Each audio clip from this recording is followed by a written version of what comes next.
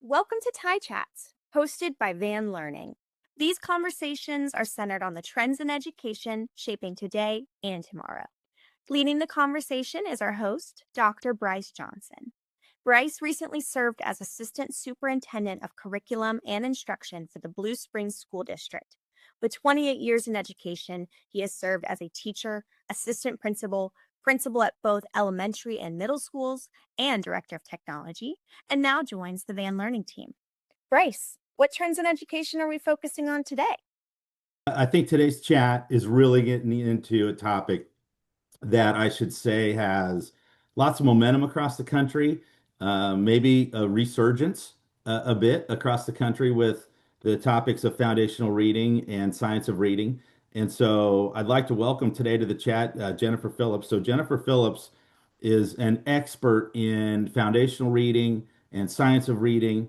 She currently serves as the director of a Pathways to Reading foundational reading program, but prior to that, she is a longtime instructional coach that has focused on reading practices and supporting teaching and learning around reading in schools. She is extensively trained in letters credentials and Dyslexia Institute certifications.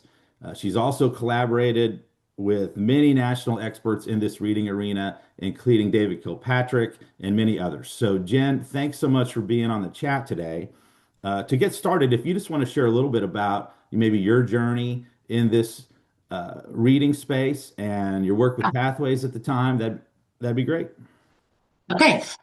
Well, again, I'm Jennifer Phillips. I also was in public education for about 28 years, and during that time served as an intermediate teacher, primary teacher, literacy specialist, and then a district instructional coach, like Dr. Johnson mentioned, and really just in all aspects of literacy. Through that work in public education, I used the Pathways to Reading program, which is just a foundational reading program. It's been around for a really long time. But really, my journey in education has been heavily leaning not only in literacy, but in the coaching of teachers. So I worked with our new teachers and trained, did on-site classroom support. So I think really what I probably find the most passion in is just helping teachers and being collaborative. And it just has ended up for me that's been in the space of literacy.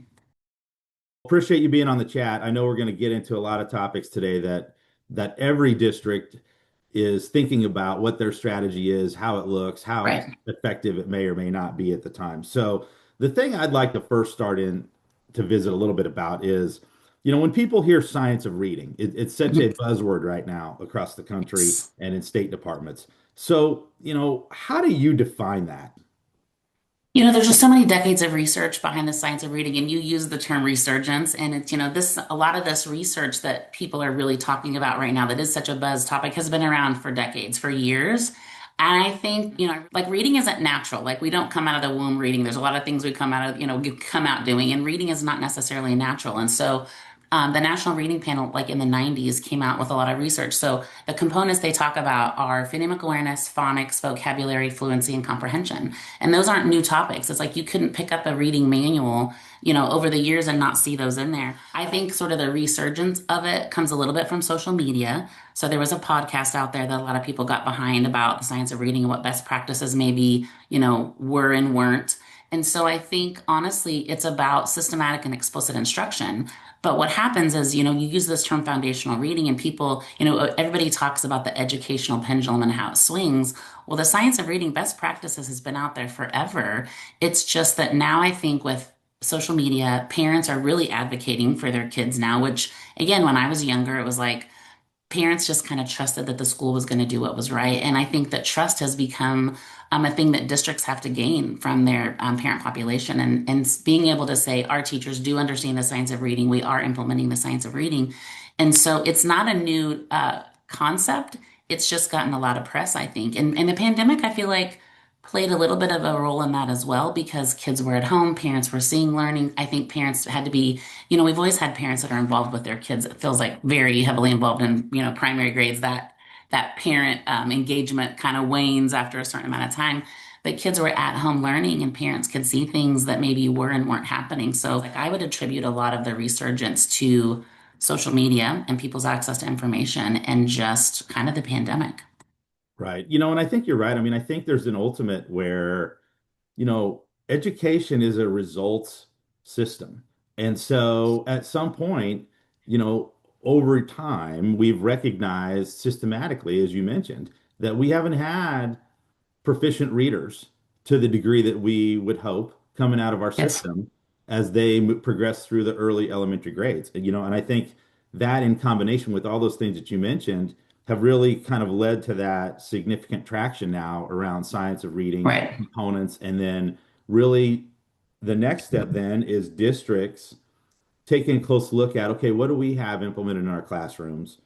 I mean, when you get into the science of reading concepts, I know districts across the country are sending teachers by the hundreds to be letters trained and to really Yes. learn themselves a little bit about this science behind teaching a child to read. So when you visit with educators, like what are the beliefs educators, may already hold about teaching reading? Like when you talk to those educators and they've maybe come out of a letters training, what kinds of things are they saying around this topic?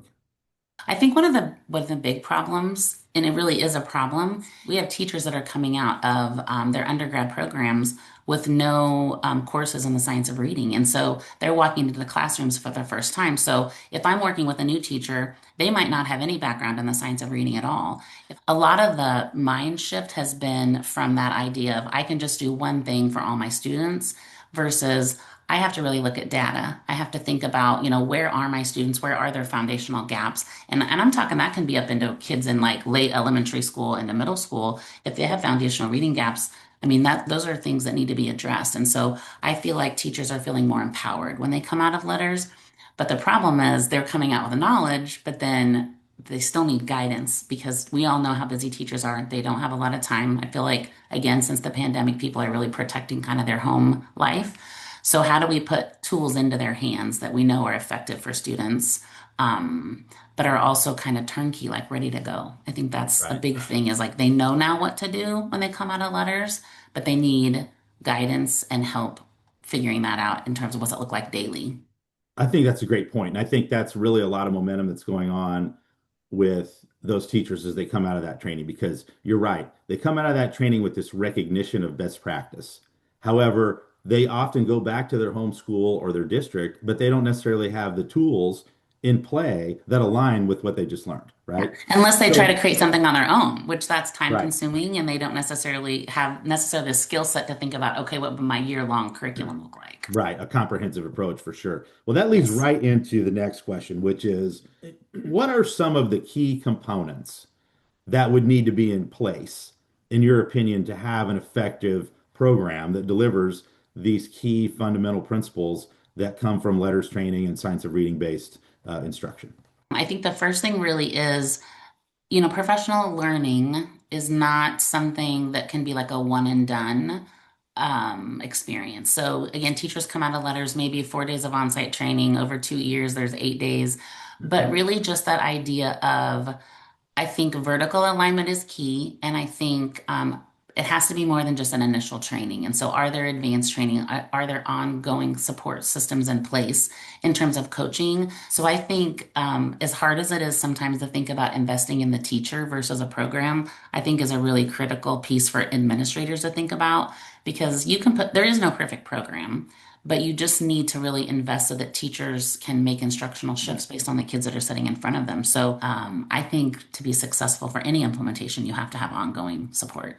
Right. I think that's a great point. And that leads into the next thing that I think would be great for us to visit about. So, if let's say somebody is listening to the chat and they're in this position where, as a district, they've maybe got teachers that have attended letters training that are gaining some momentum in the concepts around letters training, but they really are in a space where I know I need to have some tools that align with best practice in science of reading. If I'm that person, that leader, and I'm looking at different tools out there to bring to my district or my school, what are some key things I need to find in those tools so I know that I'm aligned with best practice of science of reading? Right. Well, I think it'd be really hard to find a program right now that isn't going to like have a rubber stamp on it that says science of reading because that's Right. what we're doing right now. But I think when you look at that as a principle, it's really like what are the components that it offers? And I think it starts with pretty basic, like tier one instruction, and are the kinds of things that teachers learned about in letters in terms of um, there are certain strategies that kids need to have. And a lot of those come with like learning anchors, things that are manipulatives, things that are teaching posters, instructional posters. So your curriculum definitely needs to have some sort of a tier one component where everybody, it's almost like a guaranteed curriculum. It's like within this first grade year or within this kindergarten year, these are the large group lessons that all kids are going to be a part of. I think what gets tricky though is the program also needs to have some sort of a small group component that helps your students with intervention because your most needy population. So let's just think about students in a title program. They're red flagged, whatever indicators they have could be dyslexic tendencies, could just be like working memory, all the reasons why we give kids extra support. But what we don't want to do is bring in additional programs that most needy population has to learn a new language, has to figure out something else. It's like, oh, well, this program calls it Magic E, this program calls it Silent E. It's hard, I think, for that population to jump from program to program. So when you're out looking for some sort of curriculum, yes, they're all going to have the same scope and sequence. We're not making up new phonics guides. We're not coming up with different vowel sounds or how they're spelled. Those are all pretty standard. You can look at them on your state standards for foundational reading, but really it's how the program is designed. And, teachers today are pretty tech savvy. So I think looking at some sort of a program that allows teachers to lesson plan from home or preview lessons at home. But then also, whatever your program is needs a large group component, a small group component, and it needs an assessment component so that teachers can really look at data and compare it to other maybe required or, state or district assessments that they have to give. I am a firm believer in, as we talk about personalized learning and we talk about meeting kids where they walk in the door, there's just no way that can happen with one large group lesson for all. Right. And I guess as we get into the next conversation is what would be some things that you would encourage them to avoid when they're looking at tools? I just think it's really important that administrators know that if it's easy to implement, like it's super easy, like if we just check this box, it's too good to be true. And I think there are some things out there that we want to just feel like, oh, this is a quick fix. This is a quick fix. This will be easy. We'll just add this in, this part of our day. And it's harder than that. You can't just think it's going to be easy and we're going to buy this one manual and everybody's going to implement it and it's not going to be hard because teaching reading is rocket science. Louisa Moats has a reading pamphlet and it's if it feels easy, you might not be doing it right. I think that's right on. And I believe there is not a primary teacher in the United States of America that gets up in the morning and comes to work and doesn't want every one of their students to be able to read proficiently when they leave their Right. room. So that just doesn't Yes. happen. So the next piece of that is what are we doing to equip those teachers Right. with the training, the tools, and the understanding of how to best do that? Because as you mentioned earlier, science of reading is an approach that we know works. And Yeah. we know it works with the essential components in place. And so it really comes down to how do we get that to the kids each day through the teachers? And I think that's a great point. So, what advice would you have for somebody that I would call like beginning the journey in this science of reading space? And that could be somebody new, but it could also be somebody that found themselves in a leadership role that requires science of reading, but that's not where they've been for the last 20 years. Right. It's a really tricky thing if you are in a district that has curriculum leaders, people that make those decisions for you. I think it's about leaning into your building and any experts, people that have been around that have implemented, sort of figuring out like what the hot topics are and then knowing like how to be a part of the conversation. I don't think you always have to know all of the answers, but do enough work to figure out who to ask. We haven't said the words Orton Gillingham yet, but that is kind of like old school IDA, Dyslexia Association, used to be the Orton Gillingham Association. And it really is your program have structured routines that kids can practice that are predictable every day? Help them understand what do we really mean by Orton Gillingham versus when it comes down to like what they may actually equip teachers with. Kind of talk us Yeah. through that a little bit. Orton Gillingham is a set of principles. They're concepts. That's not like the name of a program. We said Orton Gillingham, but teachers that have gone through letters, like they understand like the importance of teaching articulation, which is an Orton Gillingham concept. It's like talking to kids about mouth action and the sounds and the part of your mouth that's making those sounds come out or stop the sounds, or if they're a glide. Some of the programs that are out there might do some of these things in like little snippets, but it's not with enough momentum. So when we go back to that idea of like systematic and explicit, are there intentional lessons every day? Is the teacher modeling every day? Do the kids have an opportunity to in the moment practice in real time with feedback? So the concept of Orton Gillingham is more about the strategies used to teach phonemic awareness and phonics versus like a scope and sequence that would have specific phonics rules or spelling guides. Jenn, as we wrap up here, I just want to thank you for your expertise.